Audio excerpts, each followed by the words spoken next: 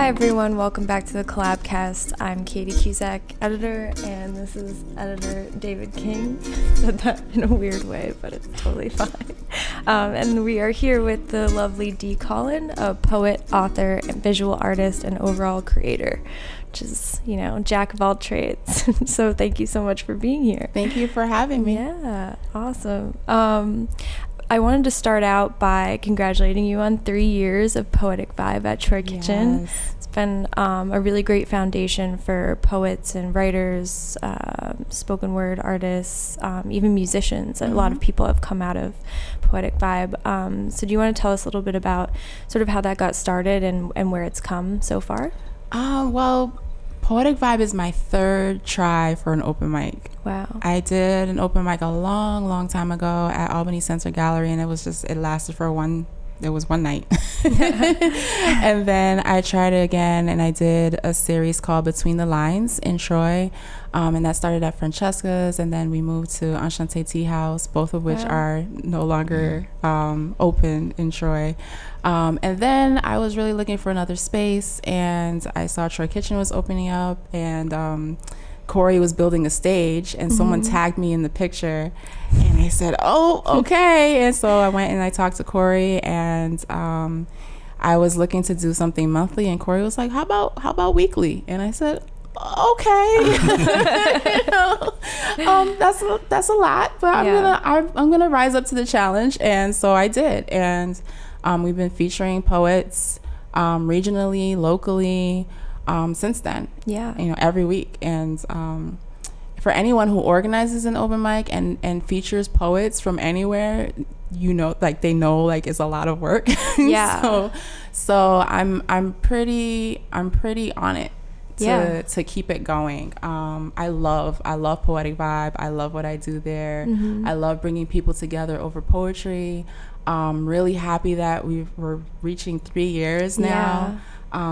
We've basically been open. We've been running since Troy Kitchen's been open, basically, because Troy Kitchen's celebrating 3 years today. So, I'm really excited about that.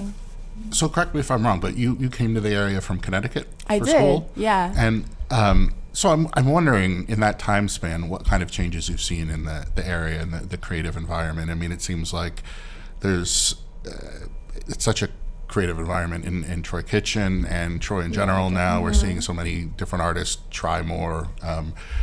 Is that sort of what you came to, or have you seen it grow a little bit? I've definitely seen it grow a lot. And downtown has changed a lot as well. There are a lot of different shops that have opened up in the time that I've been living in Troy. And it's a nice, artsy, really just people know each other, kind of culture happening in Troy, which is nice. And in the first open mic, I tried that in Albany, and when I tried it in Troy, the crowd was a lot smaller. And now, you have to come early to get a seat at Troy Kitchen for Poetic Vibe. So it's really cool to see the progression and how things have grown. This Poetic Vibe isn't the only open mic happening in Troy as well. There's Second Sundays at the Art Center, and then there's other things happening, music, open mics, and art shows. And so it's really cool. It's really cool to see the arts culture grow in Troy. And how long have you been in the area now since coming for? I came to Albany in 2007. Okay. I think I moved to Troy in 2011, something like that. 2012. Nice. Yeah. So pretty fair amount of time in each city. And you're part of Cap City Slam as well, right? Yeah, I last year I was on the team, and we went to nationals. We went to Chicago for the National Poetry Slam, which was really cool. Yeah. I'm not on the team this year. They just determined the team recently. I didn't slam for it. Yeah. I have a lot of different projects going on. so I was just taking a break from being on the team, but that's happening every month at Albany Barn. So that's really cool. We're at a different location, so being at Albany Barn is a really cool location. Yeah, definitely. Really great artist space there, and really supportive community for sure. Yeah. So in terms of all the projects you have going on right now, I don't know if you want to just start by talking about a few of them that you're juggling off the bat. Well, I just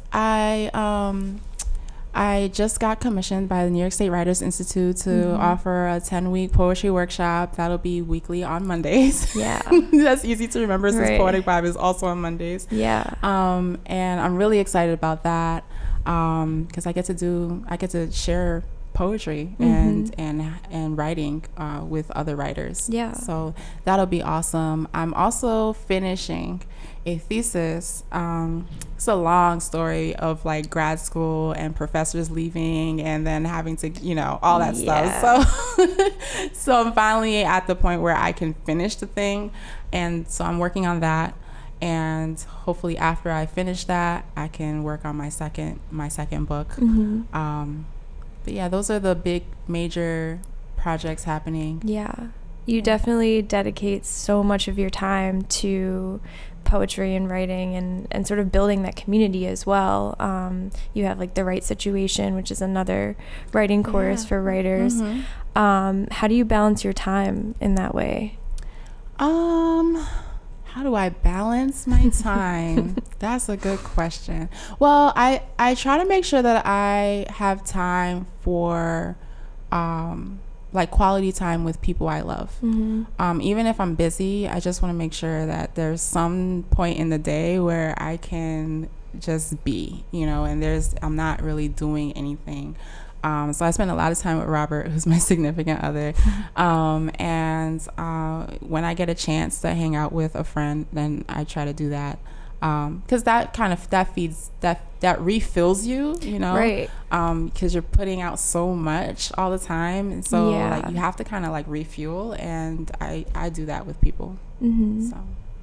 I found your website to be, it's a resource in itself. You're offering a lot of information and education for folks who might want to be poets or writers, and I find that it's unique in some ways because some folks are so focused on themselves and their own thing, but you're also looking to, it seems like, advance the art in general.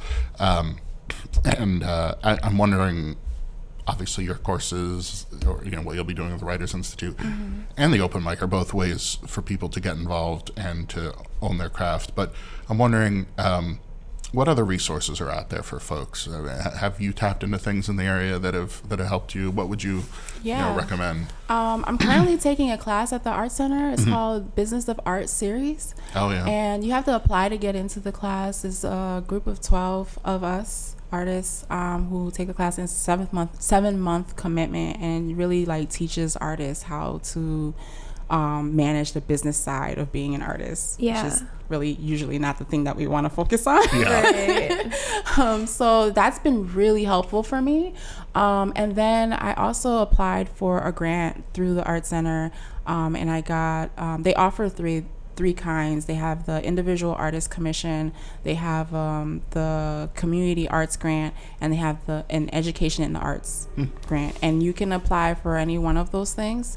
I applied for the Individual Artist Commission and I got that.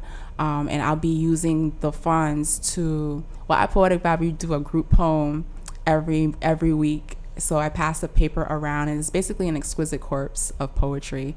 And I've been collecting those. I'm editing them into an anthology. So those funds are going to help me do that. So there's grant money. There are classes that you can take in different locations. And it's really just about finding the information. A lot of it is you can Google and you'll find some things that are being offered in the area. Right. Yeah. On top of clearly you're creating on a regular basis in terms of writing and working on your own projects, but how much time would you say you dedicate to finding those grants, or like going out for an award or a poetry contest, or trying to get your name out there and sort of working on that business aspect of your art? I mean, that's part of the job. Yeah. I say I'm a poet because I write, but then writing is just part of it. I have to get the writing out there, and then I'm a big advocate for spreading poetry to make it as accessible as possible to people who maybe they they never thought that they could write a poem, or maybe they didn't think that they'd enjoy hearing poetry, you know. And so I'm a big advocate for pushing that and making it accessible to everyone. So that's part of it too, you know, is the writing, but then also being able to connect with other people and share what I do, and maybe inspire them to kind of do it themselves. That's a big part of who I am. What is it about poetry that originally like drew you as an artist? Like you were like, this is what I have to be a part of. Well, I wrote my first poem in 6th grade, and it was an assignment on metaphor and simile, and we had to incorporate metaphor and simile in the same poem. And so I don't remember the poem. I don't know if it exists somewhere in my mom's basement or wherever it is. But I compared craters on the moon to sand dunes, because I was watching a Boyz II Men video. And anyway, so I wrote the poem, and my 6th grade teacher posted my poem up on the bulletin board. I got 100 on it. And it felt really good. It felt really good to use my imagination and compare things that were unlike each other. And then it turned into a thing where I could kind of like express myself emotionally. I would go through something and I'd write it down and I'd make it a poem, and it helped me heal from things that I went through as a teen.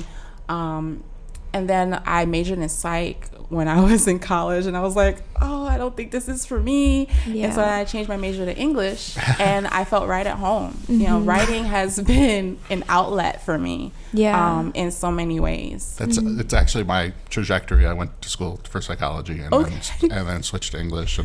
But I feel like a lot of the courses I had at UAlbany, the really good ones, certain professors were so good at explaining how to, you know, whether it's deconstruction or whatever it is, about breaking down the meaning of words and what they contain, and then, you know, there were other classes that were more about exploring words and your history and your cultural significance and things like that. That really, in some ways, they weren't psychology, but they were more about understanding the world and what words mean and what they mean to you and what they mean to other people.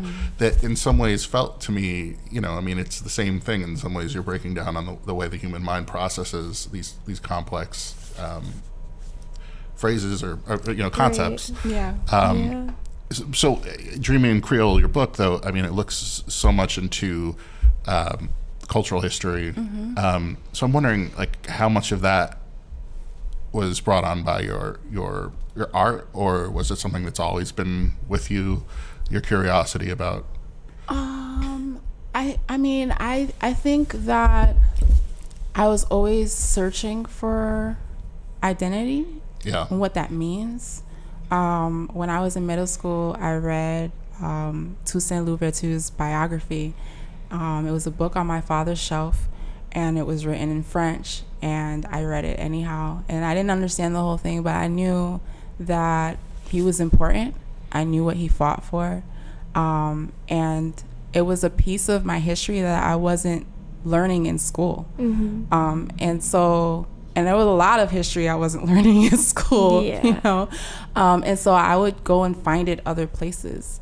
And then, you know, my first trip to Haiti that I could remember, I was 13, and that really changed my life. Wow. I was able to really see a whole country that looked like me, and that left a big impression on what I thought about my own beauty, what I thought about my own resilience, what I thought about what it meant to push through a day, what it meant to smile despite circumstance. You know, there's a lot of, you know, and I came home and I remember very distinctly that when we got into the house, my mom was cracking up because I went to the fridge and I said, "Thank you, fridge." And then I went to the bathroom and I said, "Thank you, shower."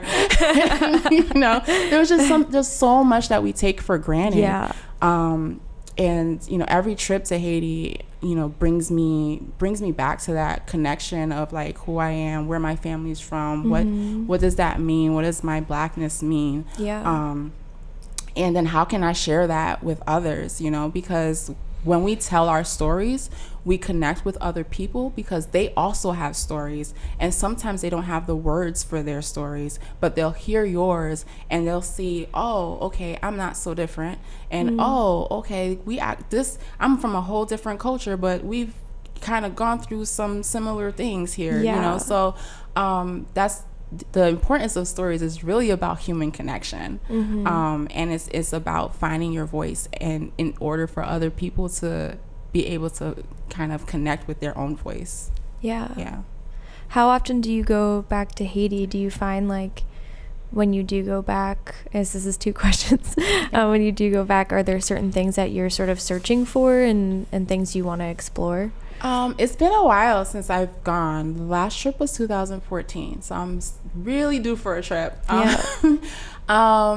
don't think I ever really look for anything. I think the last trip, I knew I was writing Dreaming in Creole, and the timing of the trip and me writing the book was perfect. So I was really, really present in a way that I wasn't present before. Just making observations and really, looking and talking to people and that kind of thing. So, and also that was the first trip that there were a lot of elders that I used to visit in Haiti that, they're not here anymore. So that was a very different kind of trip. And it was my grandfather had passed away. So there's a lot of different like emotions happening on my last trip. But I got the title for my book while I was there, because I literally dream in Creole when I'm in Haiti. So, and I can't remember the second part of your question. I think you answered both at the same exact time. No, it was great.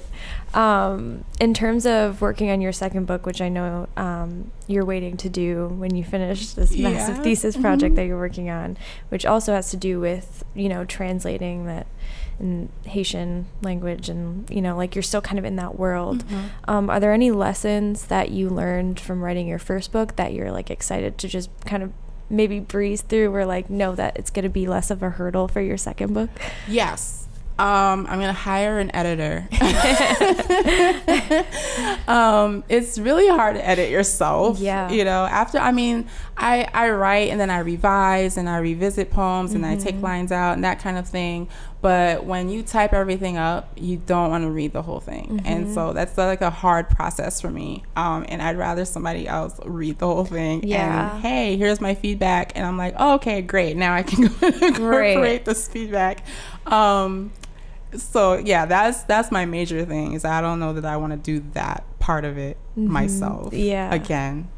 But yeah, have that different perspective too, which is like important. Kind of have to like step away from yourself as a writer, right? It can be super challenging. And is that's part of sort of the things that you're teaching in this upcoming course at the Writers Institute, right? Like sort of like what it's like to put together a book. I know I read stuff about like little things that people don't think about, like ISBN and those things. I did the Right Situation. The last one was focused on self-publishing, and I just laid out all the things, what is an ISBN, and then what is it to get a copyright for your work, what is it to like put the manuscript together, and then what do you need outside of the manuscript? Like there's all this other stuff that comes before it. People actually read the content of your book, and then there's the stuff in the back, and then what is it to design a book cover? What are your options to do that? Then where do you print your book? Where do you get your book printed? Make sure you get a barcode. Assign your ISBN with it. So we went through all the details. Because I kind of like searched all that information on my own, and I did it on my own, and I did it myself. And I did a lot of research before going through and, putting the book out. And sometimes it's just nice to have somebody who's done the process to just, share the process with people who are trying to do the same thing, but they don't really know where to start, Yeah, absolutely. Where can people find your first book, Dreaming in Creole? You can find it at the Open Door Bookstore in Schenectady, and you can also find it at Market Block Books in Troy. Wow. And then it's also on Amazon. Nice. Yeah. Good to know it's like actually you can go pick it up, which is always a good feeling. Or you can just come to Poetic Vibe at Trick Kitchen and I might have a coffee with me. Are there books that you're reading right now that are just like super inspiring to you? Oh, I just finished it's the Breakbeat Poets Volume 2, Black Girl Magic, and it's edited by Mahogany Brown and Jamila Woods, and there's one more editor that I can't remember right now. I think Idrissa. It's really good. Yeah, I was just like, oh, I can see myself in so many of these poems. It was great. Yeah. So I just finished that. What I read before that was Pride by Ibi Zaboy. I read that because I had to introduce her at the Writers Institute. She came to the Writers Institute. That was really cool. Oh, very cool. And I met her years ago at a workshop that I was at in Berkeley. So it was really nice to reconnect with her. Yeah. But that was a great book too. It's like a remix of Pride and Prejudice. Oh, I love that. Yeah. But it's set in New York City. Yeah. So yeah. That's awesome. Do you have any advice for writers? Because I know this has come up a few times where it's like it's just such a connective art form in terms of storytelling. Maybe writers who feel like they're not comfortable sharing that part of themselves, or they're scared to share that part of themselves. Maybe people won't understand. It's hard to be vulnerable, but I find that in my most vulnerable moments, there's always one person. There's always at least one person who wants to be as vulnerable as you just were on stage, and they can't for whatever reason. And because you said the thing that you said, now they go home with this like whatever inspiration, or they feel empowered now to maybe write something down. And even if they don't share it, they got it out of their system somehow. You know, they start the process, right?